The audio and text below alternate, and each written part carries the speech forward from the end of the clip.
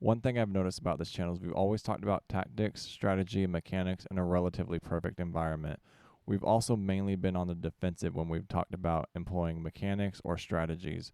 So in today's video, we're going to go on the offensive, we're going to fight uphill, and we're going to see if this mechanic is as good as it is on the offensive as it is on the defensive. So with a brief overview, we have two squads over here, just general infantry squads on this left-hand side, and then over here towards the east, we'll call this east, we have two more infantry platoons as well. Each one of these platoons, all four of them, are attacking uphill in a relatively open field, and they're taking on 3 platoons of infantry each. So that's our unfavorable situation, but that's really not what we're talking about in this video. So before we get started, if you like military strategy, tactics, and doctrine, and seeing it applied to strategy games, I guarantee this is the place for you. So make sure you leave a like, comment, and subscribe, and head on over to the community tabs for after video discussions. All right, so we talked about this in a previous video, but we talked about it defensively, and it was with machine guns. And what it was sectors of fire. So if we come up to this menu right here, and we turn on our fire sectors, and then hit close, what you're going to see is our current fire sectors that we just accidentally deleted. So we're going to redraw it by holding left click, and we're going to extend it and ensure that they're overlapping, just like that. So now we have 2 different sectors of fire.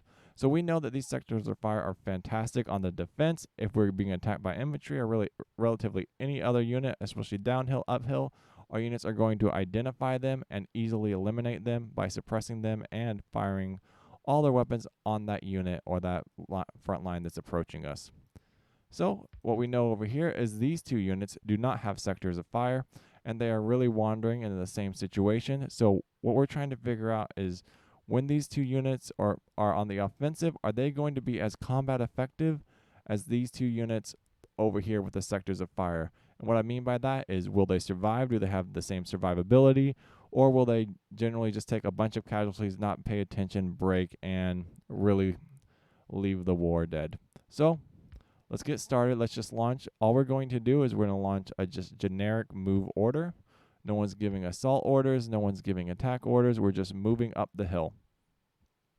Once the units become engaged, obviously we can switch it to pop smoke or assault so they go and form defensive lines. But that's not really the point of the video. The point of the video is figuring out, are the sectors of fire as good offensively as they are defensively? So same thing. Both units are going to get move orders, and we're just going to casually move up the hill. We're also going to get rid of the fire sectors, and we're just going to see if all 4 of these units operate in the same manner. So we're going to hit the fast forward button a little bit because the commanders are distributing orders, and they're forming their front lines. All right, both units are ideal level, all long, thin, one line, pushing up this hill in a disadvantaged position, attacking 3 fronts of Soviet positions.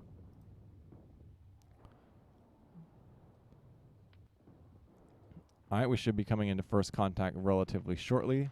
The Soviets are all tasked with taking a defensive. Actually, these have PPSH. These are Soviets.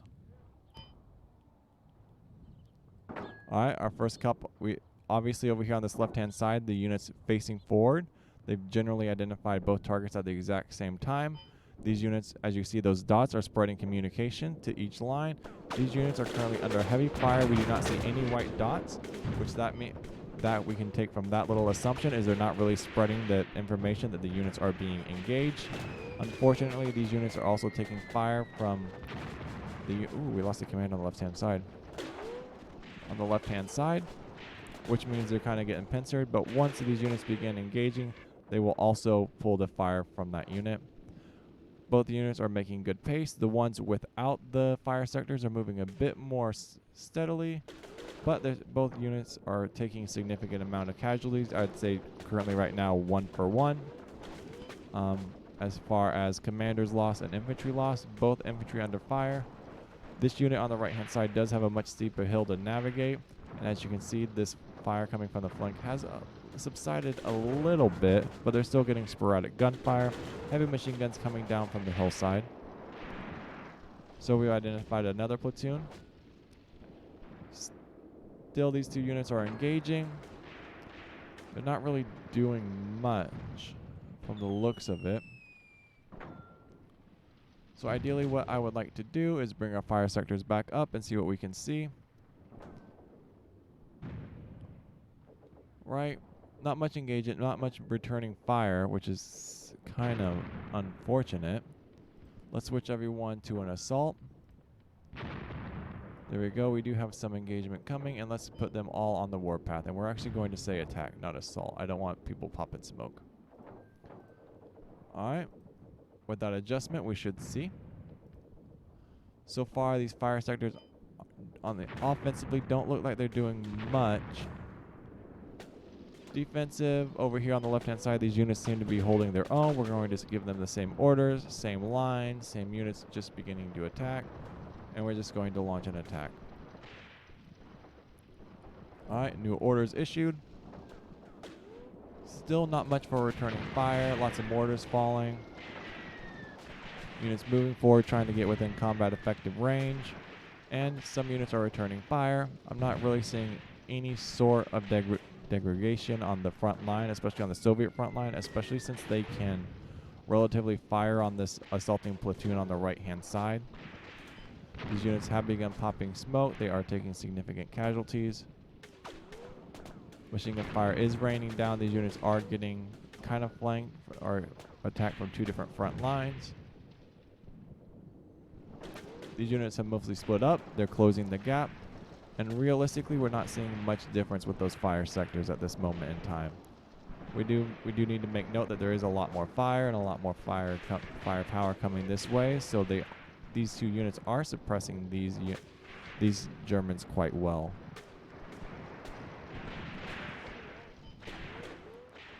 I think it is worth noting these units do look more spread out and kind of more discombobulated, while these units over here, the fire sector units, do look a bit more, I don't know. I was gonna say they look like a bit more formed, like they're forming a front line, but these units aren't making much progress comparatively to these units without the fire sectors. They're quite easily moving up the hill, and they're moving at a much faster rate without the fire sectors. But that could also be a negative. It looks like this platoon over here on the right side has definitely suffered a significant amount of casualties. We got 1, 2, 3 commanders down already. At least 2 infantry units. Over here on the right hand side, we do see the units without the fire sectors. 1, 2, 3, 1 commander. Not a significant amount of casualties, but not an insignificant amount either. Alright, still not much for returning fire. Let's bring our fire sectors back up, see if we can get what we see. I wonder if like a solid rotate would help. See what that does for our fire sectors. See if we can get them on target. I think that just got rid of our fire sectors, yeah. And let's see if we can adjust. I think maybe it's better to adjust and see what we can do. Maybe it's not something that you can just hold steady. It does look like both like these flanks over here on this right hand side, right here of these two platoons are suffering a lot of casualties, and these ones over here definitely are as well. But I mean, we are in a disadvantaged position. And that's the point of this exercise, is to see if fire sectors are worth using on the offensive. And so far, I'm not seeing much to the argument of using them. But we're still, it looks like the casualties are beginning to rack up on both sides. Maybe as we close this gap, we'll see some difference over here. I mean, managing where your troops shoot and where they identify units. Both were spotted at basically the same exact time. But these two units look like they're making much more progress. So let's speed it up a little bit. See what we can see. Still continue to push, still continue to press. Obviously those mortars are going to cause significant amount of damage and hate. We don't have any counter mortars, I believe. No mortars on our side, so we are a bit disadvantaged in that manner. This side does look like it's taking casualties and is possibly breaking. These units are suffering a lot more casualties over here now that they're getting closer. I'm not sure if that's because we have a mass of units who's shooting over here on the flank, but we're going to continue to observe and see if realistically if this is actually better using fire sectors when launching an assault, or if it's better to not use fire sectors. So far the right side definitely seem to be taking a lot of casualties without their fire sectors. They are actually retreating. They did move much faster up the hill, initially, but now it looks like they're slowly falling apart. Obviously, there's not a lot of smoke up there. We could have definitely conducted that advance a lot better and managed it better with different things, but that's not the point of this video. Over here on the right-hand side, obviously this squad, this section on the right, failed quite significantly. We've lost so far only mainly, looks like this platoon right here has kind of lost a lot of its effectiveness while this one's maintaining. But they're also much further away from the fighting at this moment in time. So as you can see, this unit was getting suppressed early on, mostly possibly from these two units. Alright. Strange, these two units over here, they're actually retreating. Lots of retreating going on.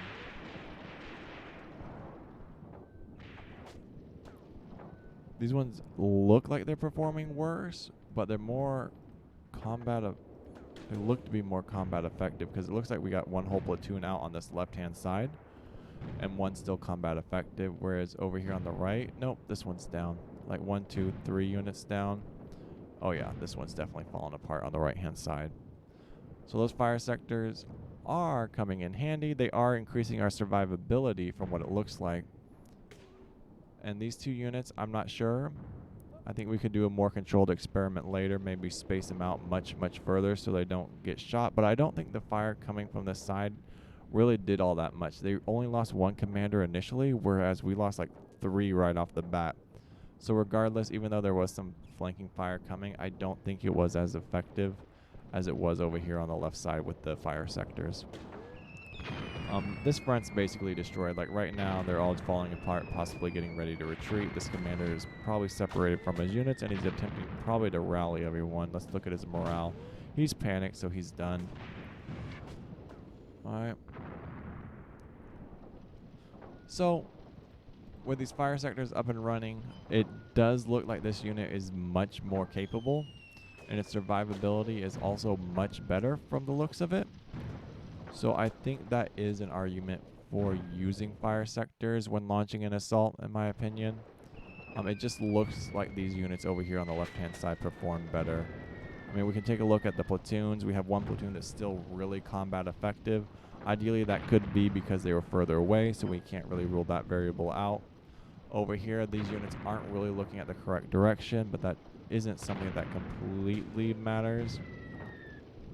We could always change that and see if it really adjusts anything, but we weren't really doing a lot of damage. But that wasn't the point of the exercise. Obviously, we would like to see that fire sectors overwhelm the enemy, and even at a disadvantaged position, they are fantastic to use. That would be the outcome, is what we would have wanted or desired. So I do think if we pop smoke and continue this assault with these fire sectors, we do have a much more combat effective platoon over here on this left-hand side. We could possibly overwhelm or at least inflict a significant amount of casualties over here. Whereas both these units simultaneously broke at the same time, which means I think their fire wasn't possibly concentrated.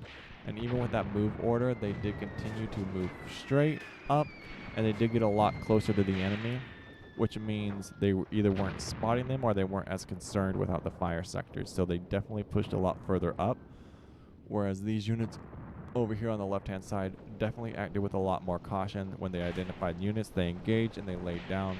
So we do have a good argument for using fire sectors on the attack, and I say we should use them. Anyway, let me know if you like the video. Leave a like, comment, and subscribe, and let me know what you think about fire sectors used in an offensive manner.